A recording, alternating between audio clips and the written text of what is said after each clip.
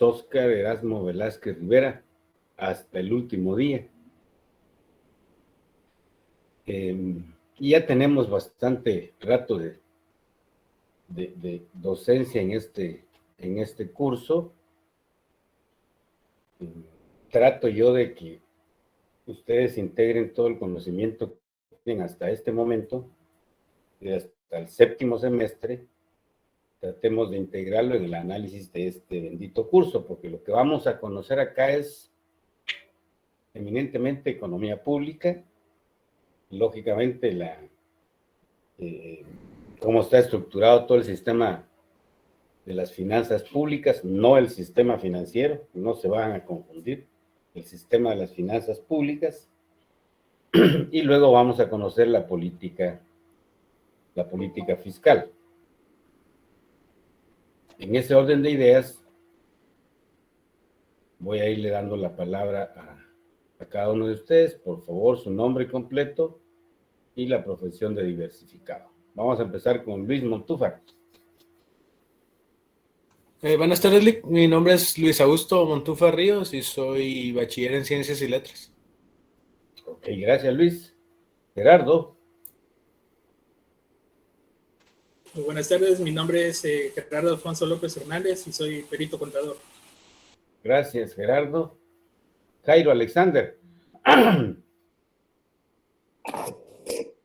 Buenas tardes, licenciado. Mi nombre es Jairo Alexander Arroyo Guguel.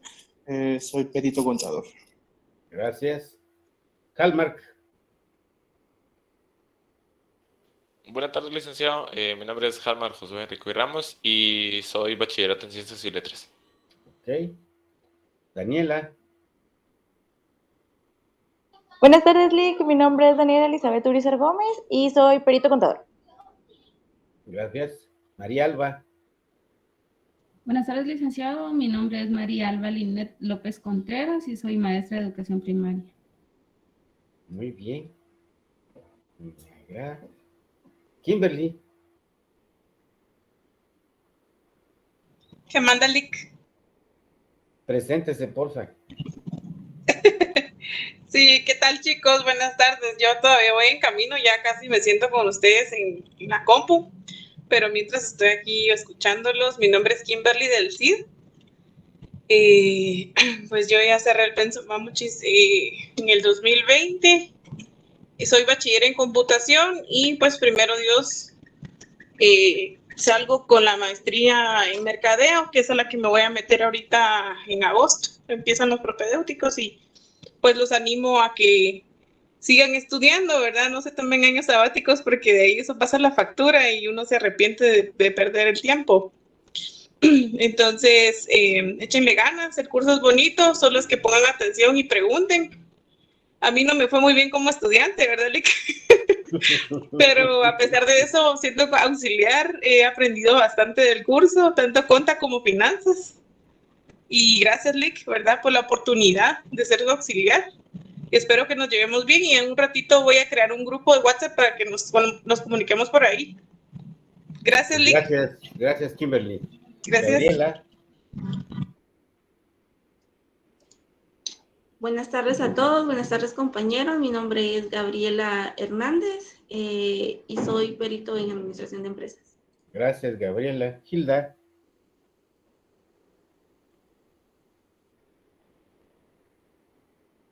¿Está con nosotros, Hilda? Sí, buenas tardes. Yo soy Hilda Calito y estudié bachillerato en Ciencias y Letras. Gracias, Hilda. Jennifer.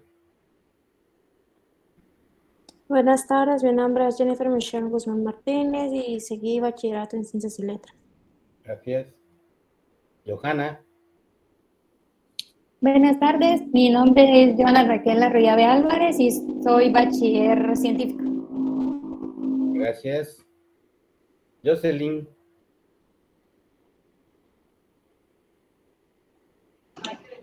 Buenas tardes, Lic. Disculpe, acabo de entrar, no sé qué es lo que están haciendo. Tu nombre completo y tu profesión de diversificado, por favor. Ok, mi nombre es Jocelyn Odalis Cuellar López y soy perito contador. Gracias. Cristian. Buenas tardes, Lick. Mi nombre es Cristian Lucas y soy perito contador también. Gracias, Cristian. Linda.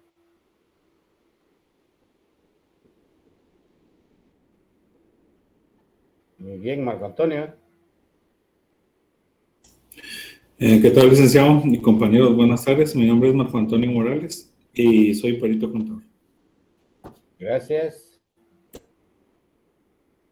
Michael o Michael. Buenas tardes, licenciado. Mi nombre es Michael Estuardo Zug Jerónimo y soy bachillerato en Ciencias y Letras. Gracias. Minor. Buenas tardes, licenciado. Mi nombre es Minor Bamaca y soy bachiller. Gracias, Minor. Osvaldo. Buenas tardes, licenciado, compañeros. Mi nombre es Osvaldo Victoriano Ignacio Morales y soy bachiller en construcción. Gracias, Osvaldo. Ranier. Buenas tardes, licenciado y compañeros presentes. Pues, mi nombre es Rainieri Alberto Mancilla y soy bachiller en Ciencias y Letras. Bueno, muchas gracias. ¿Me falta alguien de los que están presentes?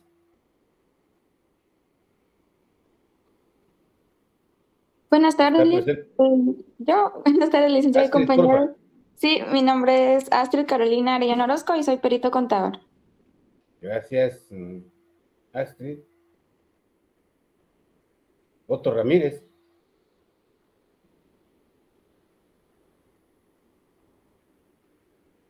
Bien, alguien que no mencioné, que no lo pueda ver en la pantalla, porque como son pequeñas las pantallas, no se puede ver a todos.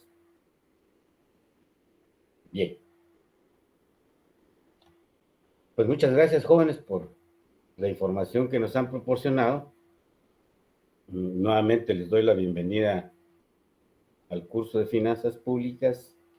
Y acá tenemos el programa que ya podrán bajarlo. Kimberly les va a dar la guía de Classroom, a donde están todos los documentos ya para que ustedes vayan bajando. ¿Cuál es el método que uso? Que es exactamente lo mismo, aunque si estuviéramos presencial que virtual. Trabajo con diapositivas y me van auxiliando ustedes en la lectura para luego discutir. Encontré que es la mejor forma para poder comprender lo que vamos a estudiar. El día de hoy, pues lógicamente vamos a revisar nuestro programa y vamos a ver algunos aspectos generales. Voy a hacer una pequeña evaluación oral, por supuesto, cómo vienen ustedes en las macros, que ya tienen 3 macros, ¿verdad? Bien, pues este es el curso y que es, en términos muy generales, el contenido que vamos a ver acá. Uno, es bien importante que comprendamos que vivimos en una sociedad organizada donde participan 2 sectores: el sector público y el sector privado. Los países que han logrado niveles de desarrollo relativamente mayores a otros países son aquellos países en donde se complementan esos 2 sectores. La economía pública con la economía privada. De tal manera que al complementarse, al crear las condiciones de la economía pública que el mercado necesita, por supuesto que va a generar una institucionalidad que logra que ese mercado funcione lo más cercano posible a lo que ustedes ya conocen como competencia perfecta. Aunque en el sistema capitalista del mundo de hoy, lo que funciona es la competencia monopolista.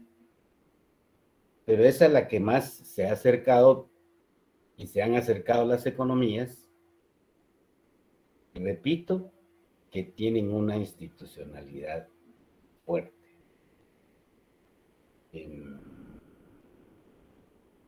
Pueden ustedes entrar a internet ahora, es bastante sencillo conocer algunos aspectos de las economías de los países desarrollados, del viejo mundo, por ejemplo, ¿ya?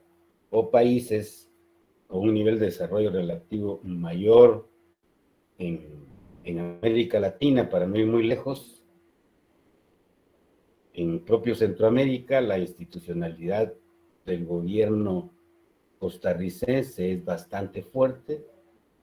En el resto de países, hoy El Salvador está generando con el señor Bukele una institucionalidad también bastante fuerte que permita, cuando digo fuerte no me refiero a grande, que funcione la institucionalidad, que realmente el Estado o la economía pública regrese a su naturaleza original, para la cual fue creada. Y en ese ámbito de la economía pública, las mayores funciones se van a dar en el ámbito de las finanzas públicas. Las finanzas públicas son las responsables de la administración de toda la hacienda de un país, de todos los recursos públicos que el Estado, con su poder imperativo, toma de nuestros bolsillos a través de los impuestos. No nos preguntaron, se ponen impuestos, por eso es el poder, el señoreaje que tiene el Estado de imponer, en este caso, arbitrios, tasas, tributos, con los que le va a permitir financiarse su mantenimiento, su funcionamiento. Pero en ese proceso, esa institucionalidad lógicamente va a afectar la microeconomía y la macroeconomía. En ese orden de ideas, ¿qué es lo que vamos a comprender en este curso nosotros? Que usted conozca bien la institucionalidad de las finanzas públicas que existe desde la Constitución Política de la República, ¿sí? Todas las leyes tributarias, ¿sí? Y toda la parte de la doctrina del pensamiento financiero, para que nos situemos en el ayer, cómo se generó ese pensamiento financiero y el nivel o la complejidad del mismo que debe tener o que desarrolla en la actualidad. Adicionalmente, todos los instrumentos de política fiscal y los efectos que esto va a tener en el ámbito económico al momento de lo que los países hacen política fiscal. Muchos, y dentro de ellos, tristemente, nuestro país solo se queda en una de las funciones, que es la asignación presupuestaria para que las demás instituciones del Estado funcionen. Ya que ustedes conocen muy bien la macro de Keynes, y la teoría keynesiana es una teoría fundamental que permite explicar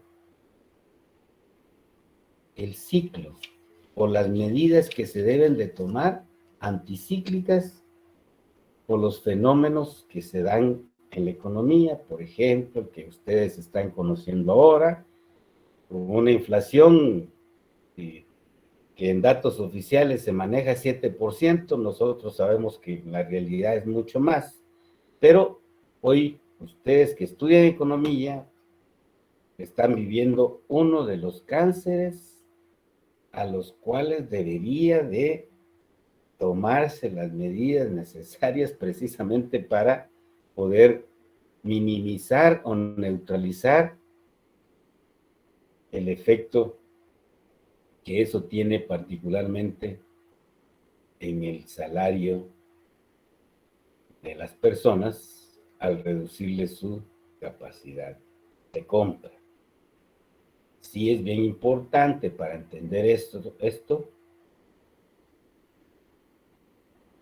que se recuerden, o que si no, busquen, porque lo vamos a discutir, cuáles son las causas de la inflación y por qué lado puede venir el proceso de inflación y, lógicamente, el resultado de la misma, que me imagino ya escucharon algunas noticias, es la contracción, que resulta y nos da un término que no es nuevo, ya hace rato que se usó en la economía, la famosa estagflación, ¿verdad? No crece la economía, pero sí crecen los precios. Entonces, el conocimiento de estos temas les va a permitir a ustedes emitir juicios de valor, pero ya sustentado como economistas. Porque eso sí es bien importante, y yo hago énfasis en que si voy a emitir una opinión, debo de sustentarlo, lo cual me exige que yo tenga un conocimiento profundo del tema que yo, o del juicio de valor que yo voy a emitir. Esto les va a abrir a ustedes su pensamiento para aplicar todo lo que han visto hasta ahora, es decir, para llevar a la práctica y no dejarlo solo en el tema de la teoría. Entonces, en suma, en el curso de Finanzas Públicas, los vamos a introducir a ustedes en el estudio de la hacienda pública y la política fiscal, su aplicación y sus relaciones con el entorno económico y social, fundamentalmente. Pero, por supuesto, aquí vamos a conocer y vamos a analizar el presupuesto o el proyecto de presupuesto que en septiembre presente Finanzas Públicas al Congreso. Y ese análisis es fundamental porque nos va a permitir conocer si efectivamente hay política fiscal o simplemente es una asignación de montos para que solo siga funcionando el Estado. Pero lo más importante que vamos a conocer allí es que el sistema que usan los gobiernos de presupuesto es un sistema que permite y le permitiría, si es que su línea es transparente, controlar minuciosamente el uso y manejo de los fondos. Aspecto que le corresponde a la Contraloría General de Cuentas, pero que lamentablemente y aquí ya voy a ir a la práctica, cuando les hablé de institucionalidad, existe la institución, pero como que no existiera. ¿Me explico? ¿Por qué? Porque no tiene la fuerza para poder cumplir con el mandato que la misma Constitución Política de la República le da, ya que es la única institución que controla y debe velar por el uso y manejo de todos los recursos del Estado, de todos, tanto por el lado de los ingresos como por el lado de los gastos. Entonces, si no hay quien controle efectivamente esa parte, la ciudadanía no tenemos a una institución que surge de esa estructura de gobierno para cumplir esa función, que es un control, repito, porque están usando un dinero ajeno, es un dinero que viene del bolsillo de todos y todas las guatemaltecas, que en el momento de adquirir un Totrix, ahí están colaborando ya con el Estado porque están pagando el impuesto al valor agregado. ¿Ok? Entonces, en esa línea de pensamiento vamos a llevar el curso. ¿Cuál es el objetivo general? Que cuando ustedes terminen o terminemos el desarrollo del contenido, puedan salir con un conocimiento profundo sobre las funciones económicas del Estado, el presupuesto nacional, que entendamos claramente bienes públicos, las externalidades, la incidencia del gasto público, que tengan claros los principios y objetivos de la tributación, el efecto del déficit público gubernamental, el famoso tema de la deuda pública, que también vamos a desarrollarla profundamente para que vean ustedes cuál es el análisis que el economista debe de hacer, ¿ya? Que es lo que hemos visto en la discusión actual, y como economistas, ¿qué deberíamos de conocer de eso? Y lógicamente la política fiscal y todos sus efectos. Mi objetivo específico es que cuando usted analice y interprete el desarrollo del pensamiento financiero en el tiempo, pueda tomar conciencia de por qué este país, Guatemala, está como está. Porque cabalmente ahí vamos a ver esos aportes del desarrollo del pensamiento financiero y van a comprobar ustedes, ¿sí? Todo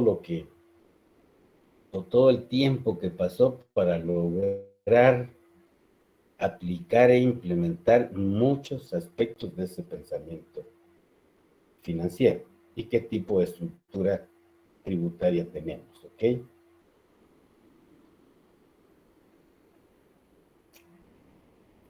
También van a conocer y van a tener claro ustedes cuál es el rol que debe jugar el gobierno en una economía de mercado.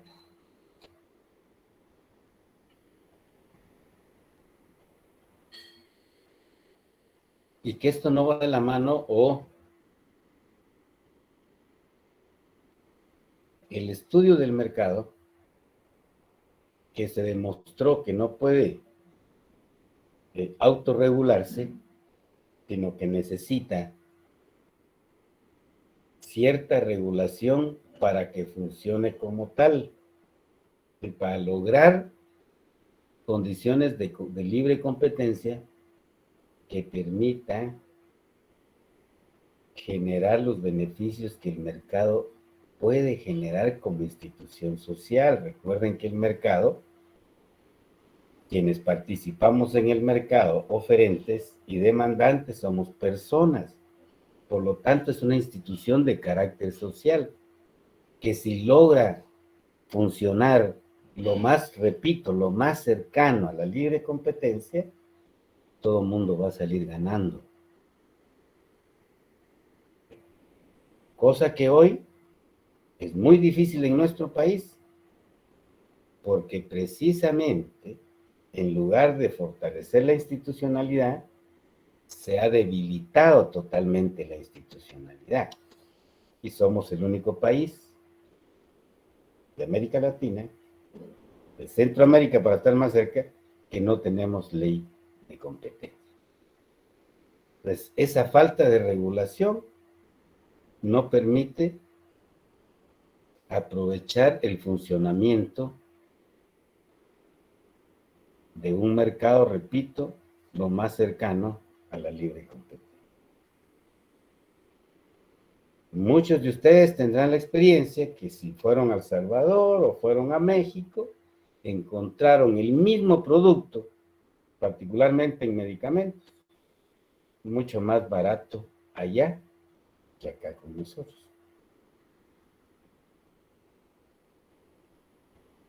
Por ejemplo, les adelanto,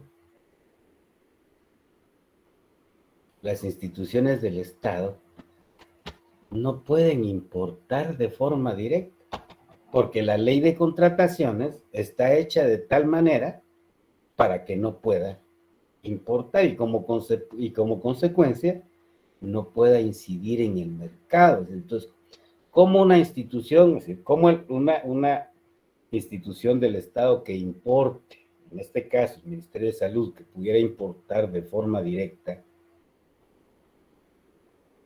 los medicamentos que necesitan los hospitales, ¿cómo incide en el mercado? Lógicamente, está mandando un mensaje claro a los proveedores en este mercado que si le quieren vender al Estado, tendrán que bajar sus precios porque se pueden importar a un precio mucho menor de El Salvador, de Honduras, el mismo proveedor internacional, pues, el mismo fabricante de ese medicamento. Más barato allá, pues, como Estado se puede importar, los hospitales podrían tener más producto porque a menos precio pueden adquirir más. Y entonces en esa línea estás mandando el mensaje. Por lo tanto, el proveedor nacional tendría que bajar su precio y salimos ganando todos los que vamos a las farmacias a comprar como consumidores, derivado de la participación del Estado a través de la importación directa, no para vender al mercado, para proveerse en los hospitales. O sea, entonces, un cliente como el Estado, que ya no les va a comprar a estos señores porque lo va a importar directamente, lógicamente les está diciendo, bueno, miren, ¿quieren venderme a mí? Pónganse competitivos a los precios que yo puedo conseguir en el mercado internacional, ¿ok? Entonces, como ves, si estás pensando en esa sociedad que se organizó con dos sectores, el mercado, el gobierno, en un sistema capitalista, porque no podemos hablar de otro sistema nosotros, vivimos en un sistema, por supuesto se van a dar cuenta que va a ser más mercantilista que capitalista, porque lamentablemente no hemos logrado realmente establecer las bases de un sistema capitalista en este bendito país. Derivado, lógico, del debilitamiento que la institucionalidad, particularmente de nuestro país, ha tenido con relación a otros países que han logrado o han buscado fortalecer sus instituciones.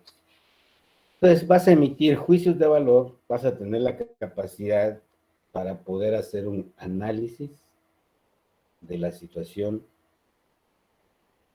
económica del país desde la perspectiva de las finanzas públicas.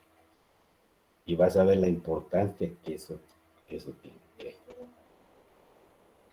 ¿Qué vamos a checar? Como les dije, sí, por favor, les voy a pedir, espero que veamos esto es un vídeo de 15 minutos, en donde comprendamos las bases del Estado que conocemos hoy, del Estado moderno. Luego vamos a ver el desarrollo del pensamiento financiero desde las tribus hasta acá, porque es bien importante, porque el aporte de los mercantilistas, de los cameralistas, de los fisiócratas, no vamos a ver la doctrina económica que ya la vieron, aquí la vamos a aplicar. Yo espero que ustedes recuerden el contenido de doctrinas económicas y ojalá en doctrinas hayan visto la parte o el aporte financiero o del pensamiento financiero que tuvieron estas escuelas hasta la concepción actual. Luego vamos a ver toda la teoría de los impuestos, de los gastos, de la deuda pública. Ahí eso nos va a permitir analizar el presupuesto público y, lógicamente, el caso del presupuesto para el 2023, que repito, lo vamos a evaluar en clase. Luego tenemos la siguiente unidad donde está toda la base jurídica, desde la Constitución Política de la República y todas las leyes tributarias. Acá, Kimberly va a hacer los grupos de trabajo. Cada grupo de trabajo, yo espero que sean 2 personas nada más, ¿sí? Va a estudiar una ley, ahí les va a mandar un instructivo de qué es lo que debe de trasladarnos en su exposición sobre la ley que le corresponda. Puede ser del impuesto del cemento, del impuesto de las gasolinas, ¿ok? Que este es un trabajo que vamos a desarrollar cabalmente en esta tercera unidad y que ustedes van a exponerlo, porque quiero que tengan esa vivencia de conocer algo que nosotros a veces dejamos de lado, todo el fundamento jurídico, y sin ese conocimiento, ¿sí? Vos como economista en un momento determinado vas a participar en alguna comisión para desarrollar una ley tributaria y debes de tener ese tipo de conocimientos, de tal manera que cuando salgas del curso también ya vas a ir con esa capacidad para poder desarrollar y colaborar en la emisión de leyes en el ámbito tributario. Entonces, la tercera unidad, repito, ya desde el día de hoy me imagino que Kimberly les va a decir que ya está esa guía para que empiecen a desarrollar el trabajo de investigación. Luego vamos a revisar la parte conceptual, que es muy necesaria para el presupuesto por programas, que es el que constitucionalmente debe de llevar el gobierno de Guatemala. La Constitución establece que debe ser un presupuesto por programa, lo cual no significa que no vayamos a ver, porque sí lo tenemos dentro del trabajo, si no estoy mal, vayamos a ver el presupuesto por resultados que dice el gobierno que lleva. Tristemente, por naturaleza de la economía, es muy difícil que un gobierno pueda llevar un presupuesto por resultados. Por ejemplo, no le doy dinero al hospital porque la consulta externa no llega a las metas que se programan, por ejemplo. Pero si la capacidad instalada que tenés, atendiendo 10 o 15 minutos a cada paciente, tenés 3, 4 clínicas, podés atender 4 pacientes al mismo tiempo, tu capacidad instalada, si es cada 15 minutos para cada cliente, y trabajas 7 horas, porque hay 1 hora para almorzar, ¿sí? Cada médico podría atender en 1 hora a 4, en 7 a 28. Por 4 médicos, tu capacidad instalada es de 100. Ah, pero no te doy ni idea porque yo quiero que me atendas a 150, un resultado, ¿no? Yo quiero por resultados. Ahí es donde tenés que, precisamente como economista, tenemos que comprender que por más que quieran hablar de presupuesto por resultados, etcétera, etcétera, etcétera,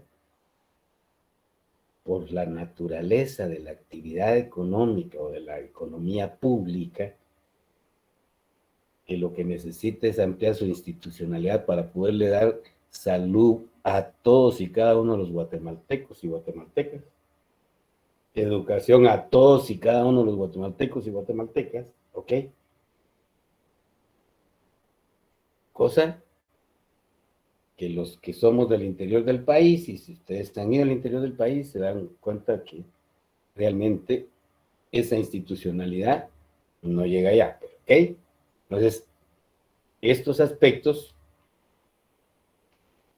como economista, sí necesito que tú conozcas las bases teóricas del presupuesto por programa.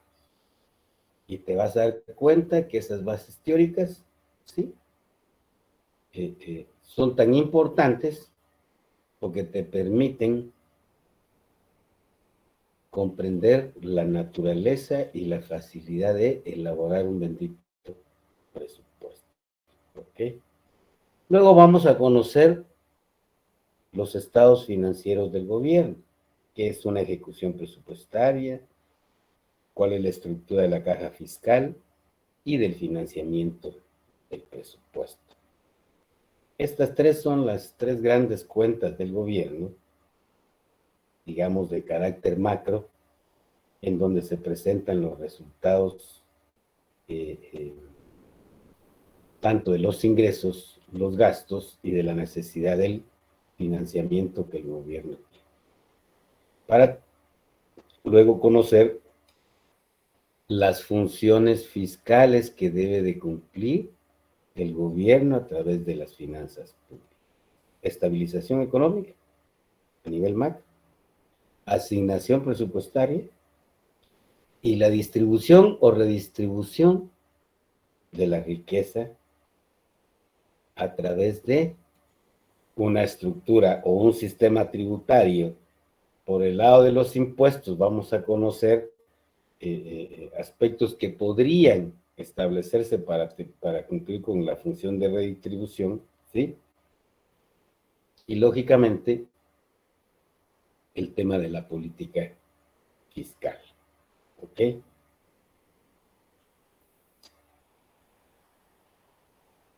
Viene lo importante para ustedes también. 2 parciales, 30 cada uno. Trabajo de investigación, que es la ley que van a desarrollar, 5 puntos. 5 puntos de los 3 laboratorios de las cuentas del gobierno y 30 puntos del examen final para un total de 100 puntos, ¿ok? Aquí tienen cierta bibliografía, la que sugiero yo es la de Musgrave, Richard y Peggy, Hacienda Pública, Teoría y Práctica. Pero igual, si lo pueden conseguir o no, toda la base está en el documento de apoyo que el curso o la cátedra les da. Porque está elaborado tal cual presenté el presupuesto. ¿Ok? Entonces ahí tienen todo, ahí está el documento de apoyo y con eso es más que suficiente si es que no encontraran o si alguien quisiera profundizar más, pues de Musgrave, Richard y Peggy por el tema de la teoría y la práctica, lo cual no significa que el resto no.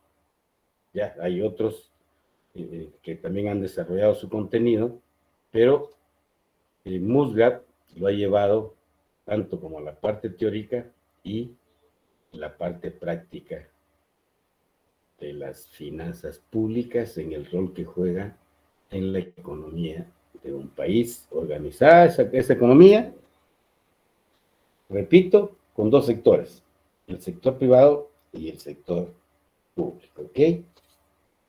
Pregunto, ¿tienen alguna inquietud sobre el programa?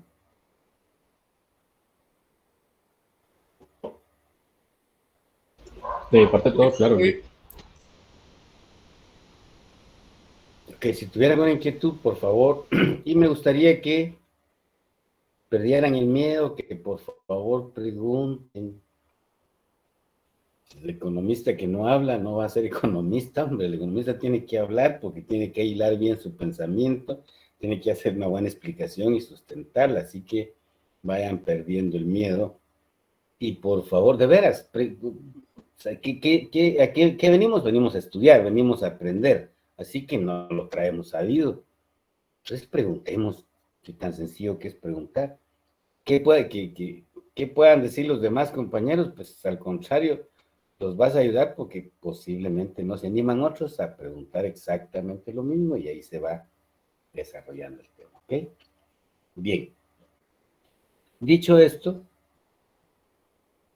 yo quisiera escucharlos y para no hacerlo específico, voluntariamente que alguien me explique algunos aspectos que recuerde de la teoría keynesiana. O que entre todos me lo vayan explicando. Quiero ver cómo, que recuerdan, pues, porque hay que tener cuidado con estos dos alemanes, el Alz y el Heimer, porque pareciera ser que lo que vimos el semestre pasado se nos olvidó en las vacaciones. Entonces pregunto, ¿qué recuerdan de la teoría de Keynes?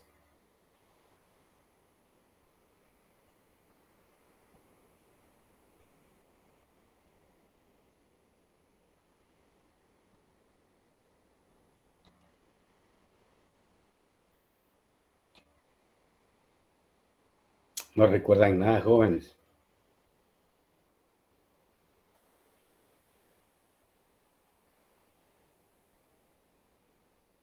A ver, tal vez voy a ser más específico.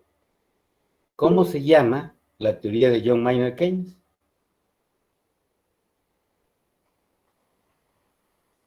Ahí está Cristian Lucas colocando en el chat. Dice la balanza comercial, dice Cristian.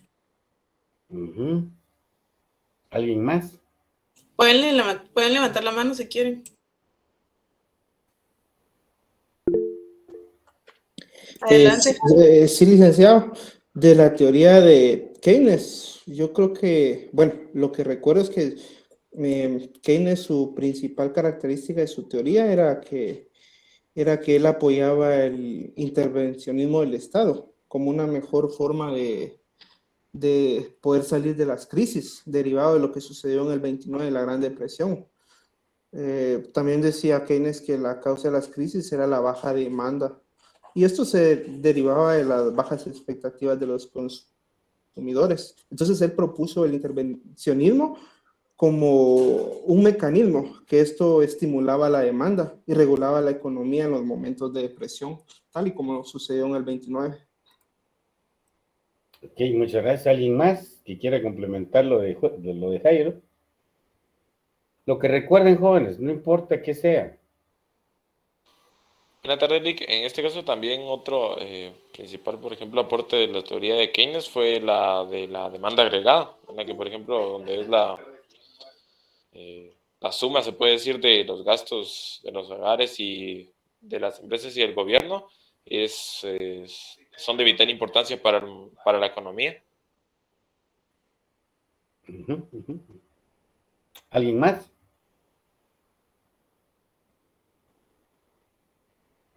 Si colaboramos todos, vamos a ir ordenando y van a recordar un poquito más, ¿sí? Y de eso, por eso es que pregunté, porque quiero ver qué tanto recuerdan, ¿ya? Y les dije, o sea, han dicho algunos aspectos de Keynes, pero fundamentalmente, y el nombre lo dice, la teoría de Keynes, teoría de la ocupación, del dinero, del interés,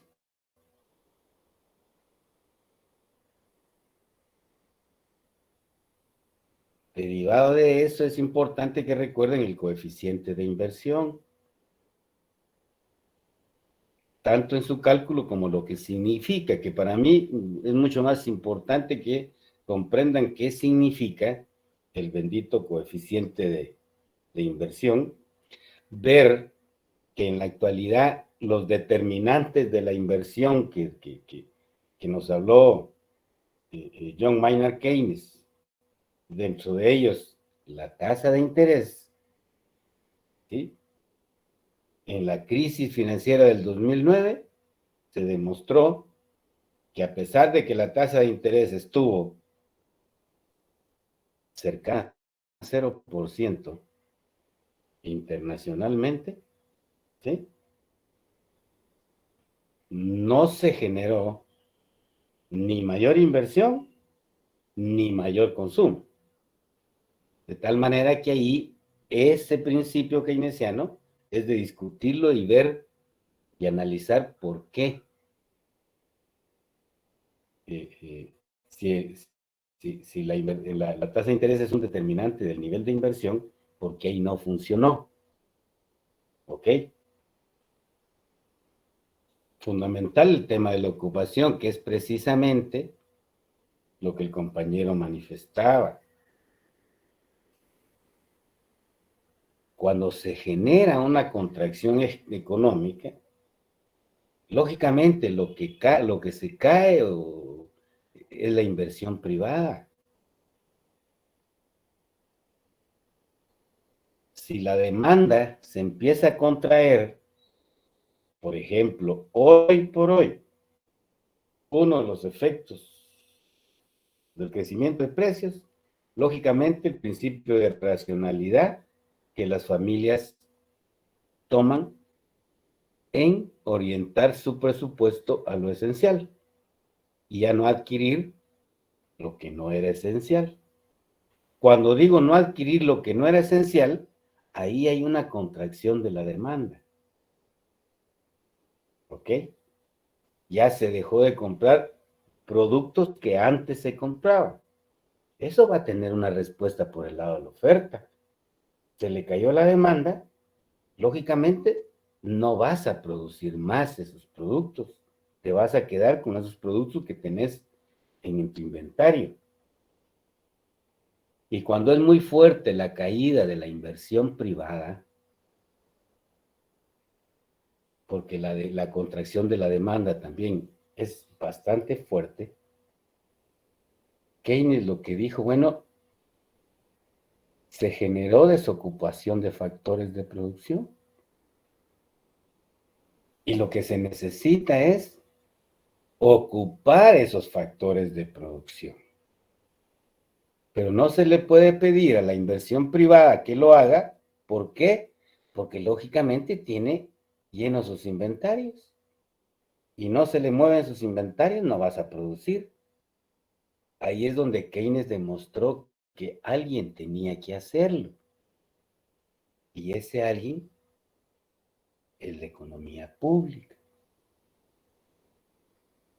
Lógicamente a través de el gasto público en inversión, que es fundamental, no en funcionamiento. Gasto público de inversión, porque eso va a ocupar factores de producción y esos factores que va a ocuparse ya van a tener un ingreso y van a ir al mercado a demandar. El principio de la demanda agregada que ustedes están hablando, ¿ok? Pero sí es importante que recuerden ustedes el equilibrio que demuestra John Maynard Keynes, tanto en el mercado de bienes como en el mercado de capitales, la ISLM, ¿ok? Que ustedes tuvieron que haber visto ya en el curso de macroeconomía, por eso les dije al principio. Trato de ver que recuerden para que lo apliquemos en este bendito curso, porque entonces vas a decir, sí, efectivamente, el tener ese conocimiento me va a permitir a mí conocer la función fiscal de las finanzas públicas. Me va a permitir comprender el rol que el gobierno debe de jugar dentro de la actividad económica. No solo para aquella función que vimos de estabilidad macroeconómica, sino que también para el crecimiento económico. Y aquí viene el instrumento, tu machete. ¿Por qué te dije recordar el coeficiente de inversión? Porque si el gobierno lograra recaudar 5,000 millones más de los 40,000 que no recauda y los llevara a gasto de inversión, cuando aplicase el coeficiente de inversión, resulta que el impacto de esos 5,000 millones en la actividad económica va a ser 5 veces, a 25,000 millones. Entonces, solo con inyectarle 5,000 por el lado del gasto público de inversión, cada año, el efecto positivo en el crecimiento, en la ocupación de factores y, lógicamente, en la reactivación económica. Por eso te decía yo la importancia que eso tiene en la actividad económica. Hoy por hoy, el principio de demanda agregada funciona con las remesas. Cada año hay un incremento en el monto de las remesas familiares que vienen de Estados Unidos. Ese incremento de las remesas se refleja en un incremento de la demanda. ¿Ok? Resulta entonces que la exportación de mano de obra, para llamarla en términos reales, porque así se llama, exportación de mano de obra, mira, sin querer, queriendo, el impacto positivo que tiene el trabajo de los guatemaltecos fuera de su país y que toman parte de su ingreso para enviarlo a sus familias o a sus familiares a su país de origen. Lógicamente, el mercado, el sector privado de la economía guatemalteca, cada año tiene esa presión de ese crecimiento de la demanda, cuya fuentes, repito, cuya fuentes son las remesas familiares. ¿Ok? Y solo estoy viendo el tema de la demanda. Tiene impacto positivo en la política cambiaria, o sea, en el tipo de cambio. Tiene impacto positivo en las reservas monetarias internacionales de este país, en el consumo, en la demanda, y lógicamente en el crecimiento económico, ¿ya? Por lo que te explicó Keynes. El coeficiente de inversión. ¿Ok? Entonces, ¿había que darles ingreso a las personas? Los que remesan le permiten a sus familiares que consuman más. Y si hay un crecimiento año con año, ese impacto es positivo para la economía. ¿Ok? Pues, cuando te tomé las remesas para ponerla de la realidad a la práctica, o sea, llevar nuestro conocimiento teórico a la praxis. Entonces, Keynes dijo por el lado del gobierno, gasto público de inversión, porque la empresa privada no está invirtiendo, está contraída. Lógicamente, en los años 30, no se daban los niveles de migración que se dieron en los años 80, 90, particularmente del 2000 para acá, que ha sido muy fuerte el tema de la migración. Entonces, Keynes no conoció en el sistema económico que había una variable que también podía venir a reactivar la actividad económica por el lado de la demanda, producto del trabajo de los migrantes. Eso es lo importante, mira, como economista, que hayas comprendido tú una teoría, que veas que tiene vigencia esa teoría, ¿ya?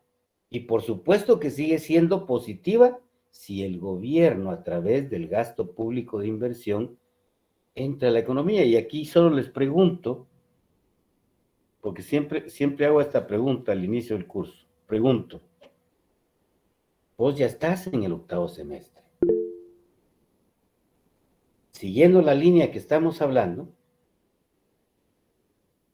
viene un inversionista y te dijo, mire, usted estudia, sí, estudio economía, ¿ok?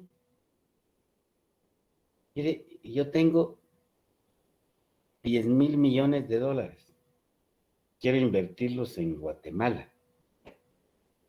Usted que ya conoce y estudia economía, ¿en qué actividad rentable me sugiere que yo invierta?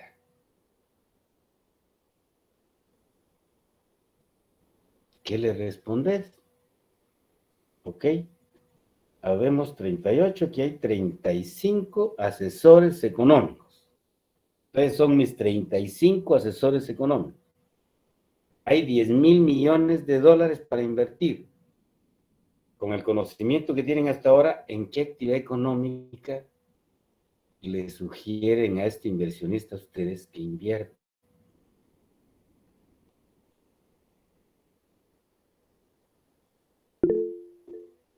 César. Tal vez así pensando muy rápido, y obviamente había que hacer un pensamiento, digamos, un análisis más profundo, pero pensando muy rápido en la actividad de desarrollo inmobiliario, para una cantidad de dinero como ese, podría funcionar, digamos, construir edificios, venderlos, darlos en renta.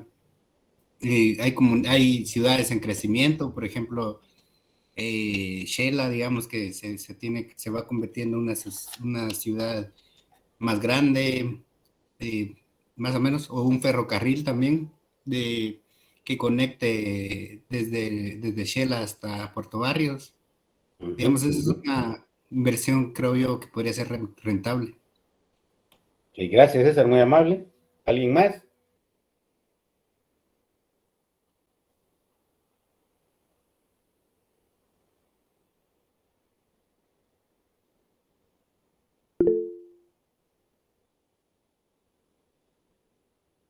Y no se preocupen, no es que no sepan. Esta es la bendita realidad de nuestro país. Ya hay muy pocas actividades rentables. Las dos que dice César, ¿hacen uso intensivo de mano de obra?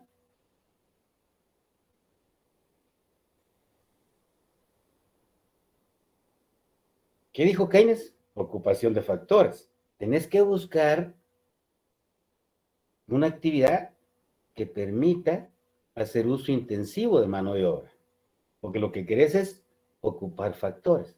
Por supuesto que sea rentable para mí, pues, porque no voy a venir a invertir y no ganar, o barato no tener el 30% mínimo de rentabilidad. Entonces, no te preocupes. Esta es la realidad del país. César, perfecto. ¿Desde cuándo venimos hablando de ferrocarril? Ah, ese bendito mercado, y aquí me los llevo a la práctica que les dije yo, a la realidad. Ese bendito mercado de transporte pesado jamás va a querer y va a dejar que funcione un ferrocarril. Que sería una solución a problemas, a muchos problemas, particularmente los que hemos visto con el transporte pesado en las carreteras del país. El mantenimiento de esas carreteras del país, ¿quién las hace pedazos? El transporte pesado.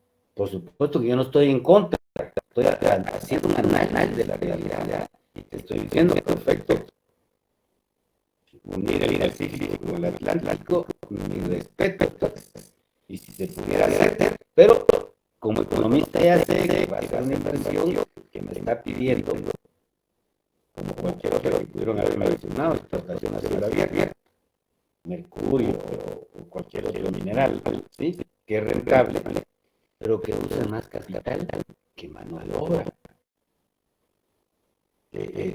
La industria inmobiliaria igualmente está haciendo uso de más capital que de mano de obra. Oye, no te ponen la herida sobre la herida. Ok, ya te llevan ahí la red de las medidas del gas porque están usando otro tipo de material para bajar costos, etcétera, etcétera, etcétera. Pero eso es el reto que yo les tengo a ustedes como economistas. Y de veras no se preocupen, porque no se pone a pensar, no, ¿a dónde voy? A que tristemente, aunque no lo quieras reconocer, el que haría crecer la economía es el gobierno si lograra recaudar de esos 40,000 millones que no recauda cada año, 5,000 o 10,000 millones para meterlos en inversión pública, por el efecto que tiene, el efecto multiplicador de la inversión, sería otro elemento, y no dejarle el crecimiento a las remesas familiares. ¿Acaso no tienen ustedes el conocimiento real de que el salario se mantiene en el tiempo?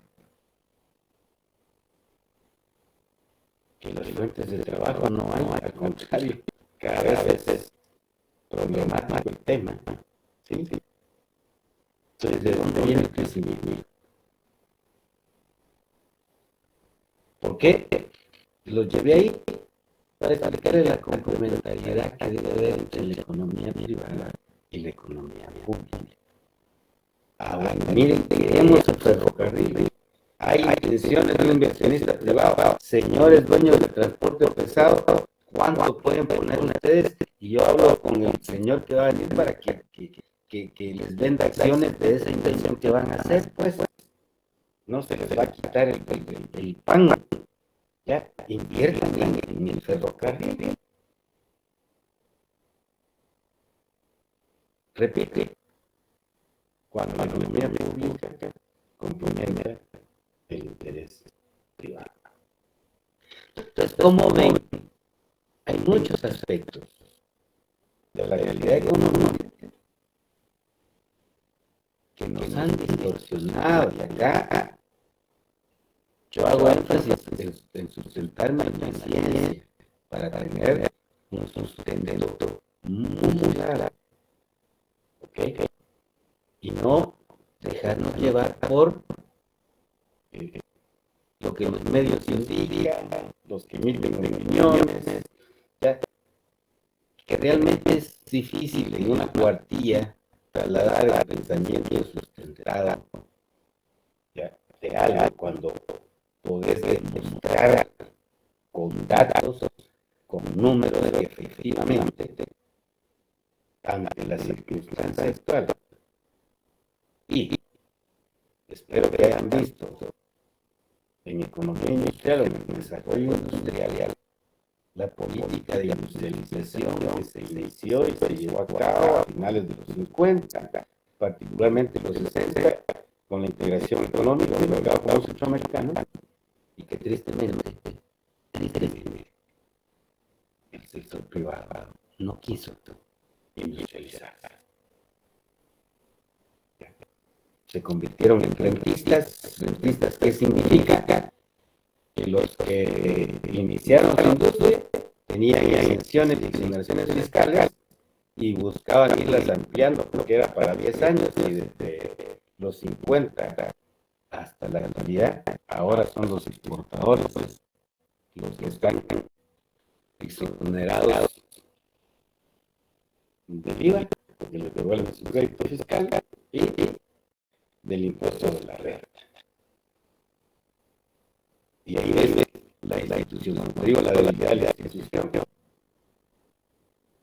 El ahorro lo vos tenés, por más que no sea. Y lo que te paga el banco, si fue 1 centavo o 2 centavos, te cobra el 10% del impuesto. Y resulta que los intereses que los bancos pagan por los bonos del tesoro que le debe el gobierno, ellos están exonerados del 10%. Pero si nosotros como personas vamos al Banco de Guatemala a comprar bonos, ¿no? Los intereses que nos van a pagar nosotros, sí va a pagar el 10%.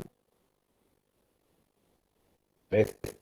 Esa debilidad institucional, esos privilegios, esos espacios en las leyes convirtieron a nuestro país en que el pueblo o el que menos tiene subsidia al que más tiene. Y eso lo vamos a sustentar en el curso, no lo digo por decir. ¿Qué privilegios tenemos nosotros en la estructura de impuestos? A excepción de los gastos personales, el ingreso de la renta.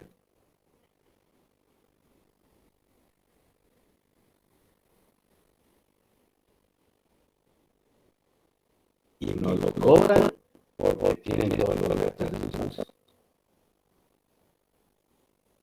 La institución a donde trabajemos, la empresa donde trabajemos, es la responsable de tener el ISR que no tiene. ¿Ok? O sea, no puedes hacer nada. Y lógicamente los impuestos indirectos, que son los que financian la operación del Estado en un 70%. ¿Sí? Pues cada vez que hacemos una transacción lo pagamos.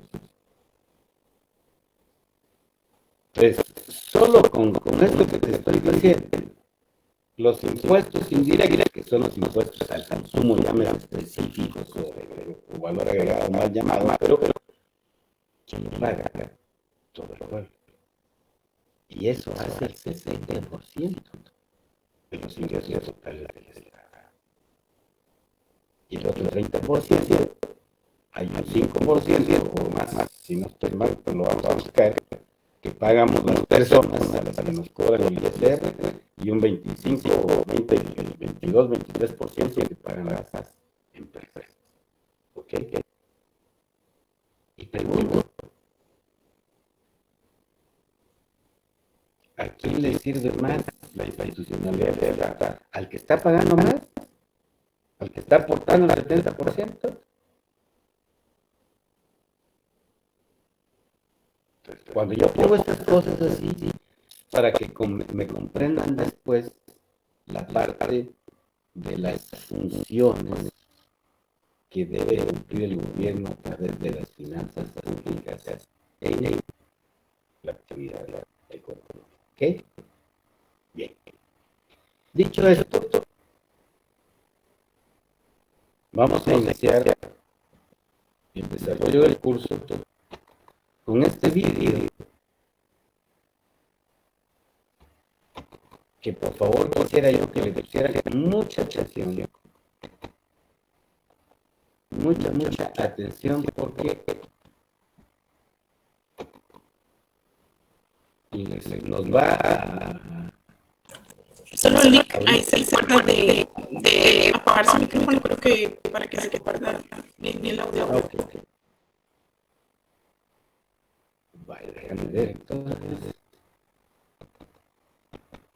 Aquí voy.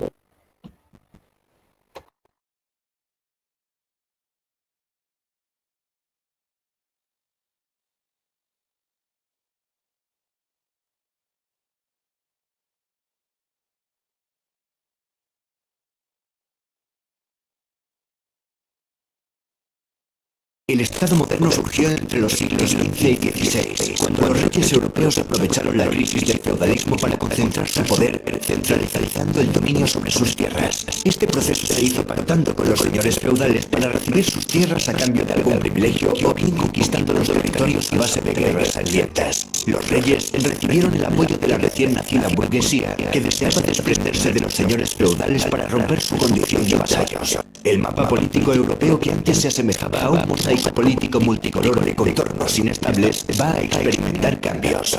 El número de reinos independientes empieza a contraerse y los límites empiezan a consolidarse. Este resultado fue la consecuencia de la ascensión de una serie de monarcas con cierta conciencia nacional que entendieron su mandato de manera diferente a sus predecesores. Luis XI y Francisco I de Francia, los reyes católicos en España y posteriormente el emperador Carlos V y su hijo Felipe II, Enrique VII y Enrique VIII en Inglaterra, Cristian I de Dinamarca, Casimiro IV de Polonia, Matías Corvino en Hungría, Iván III en Rusia. Ellos fueron los artífices de la aparición de los primeros estados de corte moderno. Estos reyes gobernaban de la mejor manera posible para conservar la corona. De alguna manera hubo una suerte de selección natural que influyó en el resultado final. Las monarquías más débiles desaparecieron. Los que lograron resistir inauguraron un nuevo sistema de reglas que marcaría la vida política europea de los 3 siglos siguientes. Un sistema autoritario que los historiadores llaman el antiguo régimen. La población o bien pertenecía a la clase privilegiada, clero y nobleza, o bien al estamento de los no privilegiados, burguesía y pueblo llano. ¿Cuáles son los antecedentes de la aparición del Estado moderno? A final de la Edad Media se produce una enorme crisis en Europa con grandes hambrunas. La peste negra había reducido drásticamente la población. Los desequilibrios económicos afectaron a todos los sectores. Las cadenas de vasallo-señor se desestabilizaron. Pero a partir del siglo XV los efectos de la crisis empezaron a disminuir. Europa comenzó a experimentar cierta recuperación. La conquista de Constantinopla por parte de los turcos en 1453 supone el fin del Imperio Romano de Oriente y es una de las fechas que utilizan los historiadores para situar el inicio de la Edad Moderna. En Constantinopla se conocía bien a los clásicos, Platón, Séneca, Heródoto, Horacio, etc. Mientras que durante la Edad Media en Europa se conocía fundamentalmente a Aristóteles y además se le conocía a través de traducciones árabes. Cuando los eruditos de Constantinopla, que hablaban griego, se refugian en Europa, muchos de ellos en Florencia tras la caída de la ciudad, traen consigo todo el saber grecolatino. En Europa se redescubre a los filósofos clásicos. Esto cambiaría radicalmente la mentalidad europea. En el medievo los europeos habían vivido demasiado preocupados por el más allá, convencidos de que la vida terrenal era un mero trámite para acceder a la vida eterna. Vivían temerosos de Dios.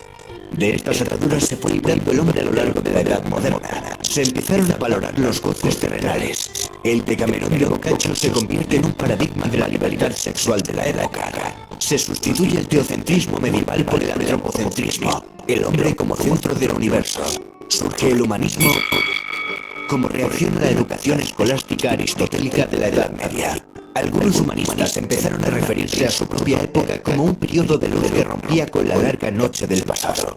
Boccaccio y Petrarca fueron dos profetas de lo que estaba por llegar. Bajo el dominio de los Medici, Florencia se convierte en la cuna del Renacimiento, en una nueva Atenas. Por Florencia pasaron el arquitecto Brunelleschi, el arquitecto y tratadista Alberti, el escultor Donatello, el pintor Rafael y dos genios absolutos como Miguel Ángel Buonarroti, que dominó la escultura, la pintura y la arquitectura, y Leonardo da Vinci, pintor, arquitecto, científico, inventor, músico y un largo etcétera. El Renacimiento surge pues en Italia y supone una ruptura con la mentalidad medieval y una vuelta a los valores de la cultura clásica. Un gusto por la vida, por la belleza del cuerpo humano. El hombre renacentista se libera y vuelve su vista hacia la edad clásica, a Grecia y a Roma. Desde Italia las ideas renacentistas llegaron al resto de Europa con rapidez. Se produce un renacer estético. Este nuevo talante se vio reflejado en las artes, pero también en todos los campos del saber. Ciencia, filosofía, política. La invención de la imprenta en el siglo XV por parte de Johannes Gutenberg generó una amplia difusión de todas las ramas del conocimiento. Este invento fue crucial en la propagación del saber. Sin duda estamos ante una segunda palanca de cambio clave en la historia de la humanidad.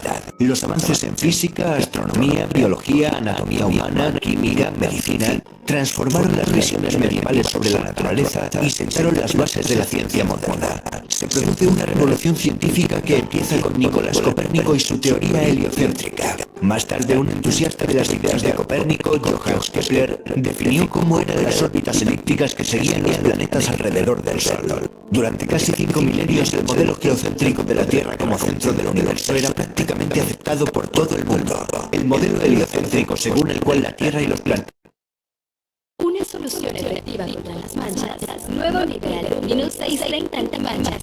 Reduce 10 años. Los planetas se mueven alrededor del Sol. Supuso una auténtica revolución e hizo temblar los cimientos sobre los que se sustentaba todo el conocimiento. La atrevida hipótesis heliocéntrica chocaba de frente con las Sagradas Escrituras.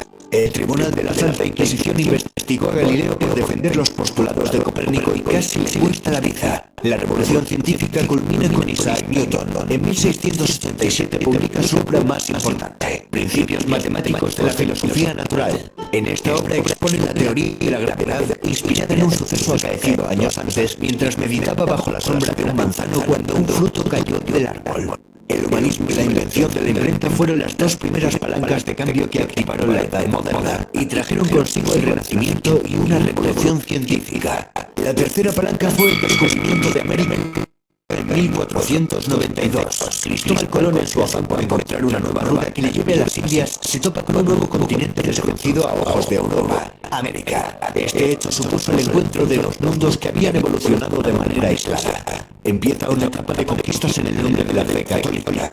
Un grupo reducido de españoles puso en jaque al imperio azteca con Hernán Cortés al frente. Los españoles supieron aliarse con las tribus locales a las que el gran Moctezuma tenía sojuzgadas. Cortés traía caballos y armas muy superiores, pero el arma más poderosa que sus hombres traían consigo era invisible al ojo humano: la viruela y otras enfermedades.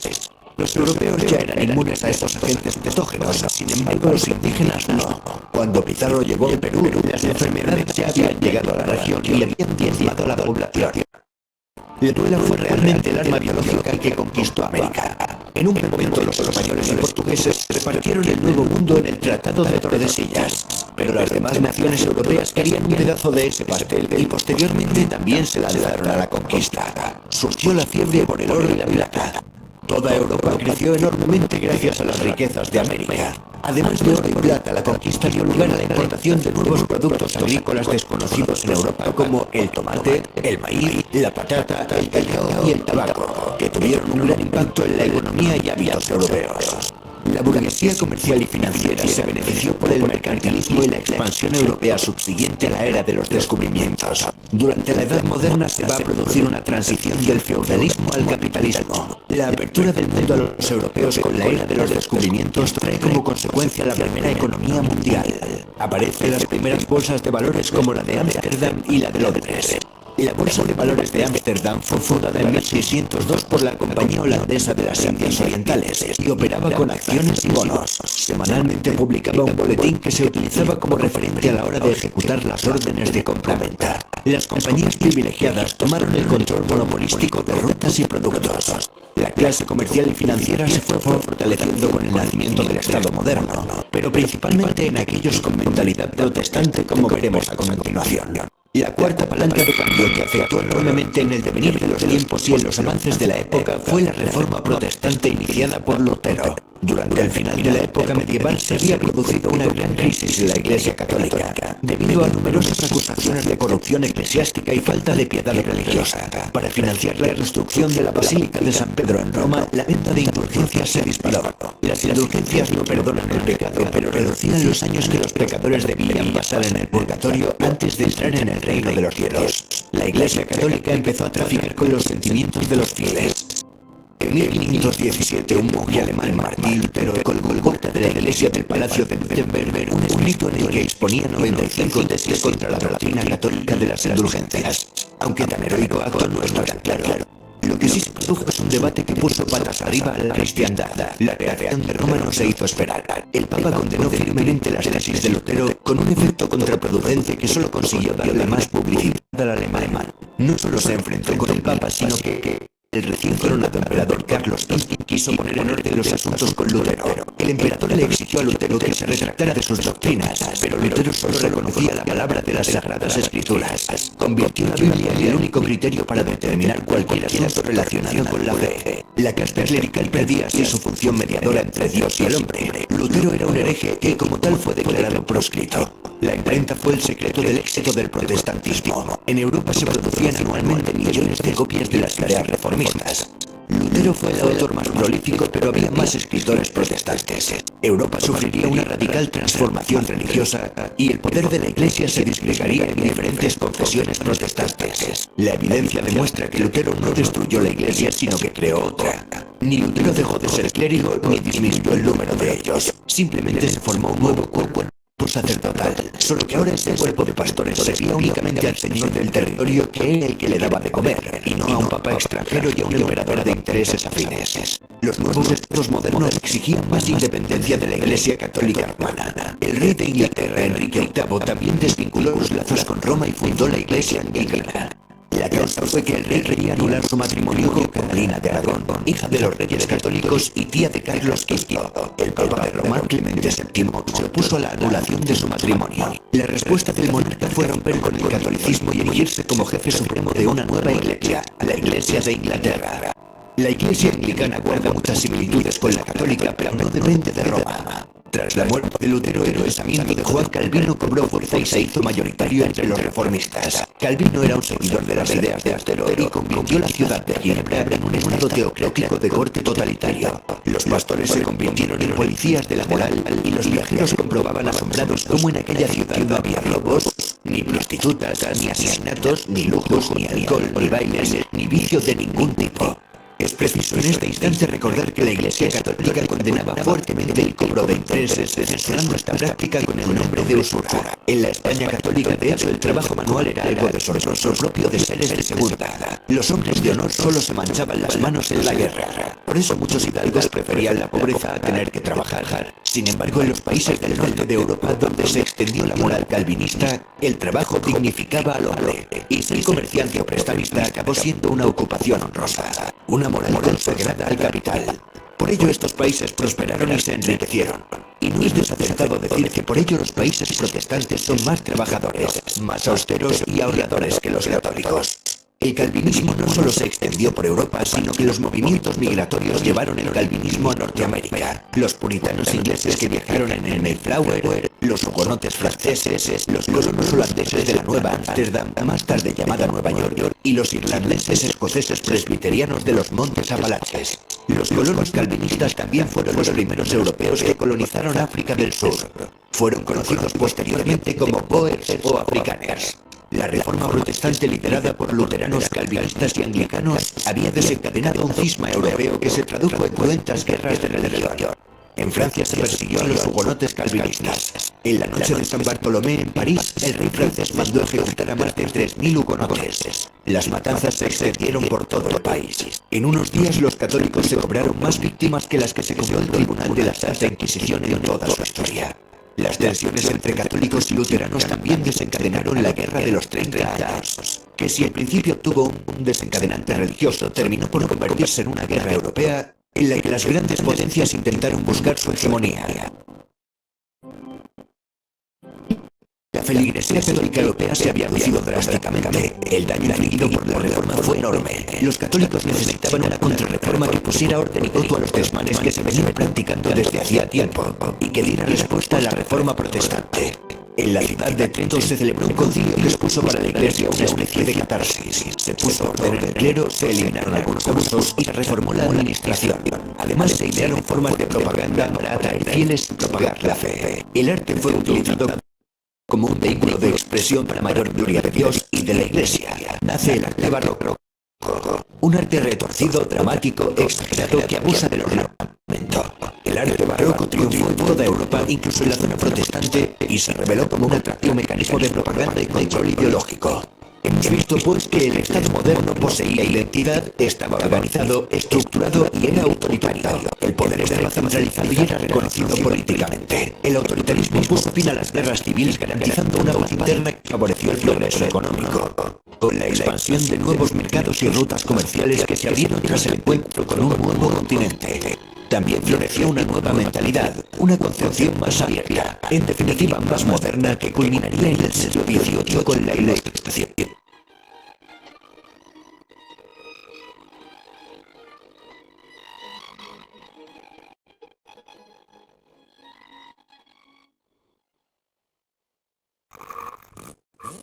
Bien, jóvenes, en 15 minutos tienen ustedes las bajas, los 4 campanazos que integrados crearon las condiciones. Prueba esta extraña técnica de 10 segundos esta noche para revertir la diabetes tipo 2. La mayoría de las personas continúan tomando medicamentos para el azúcar. Perdone, siento.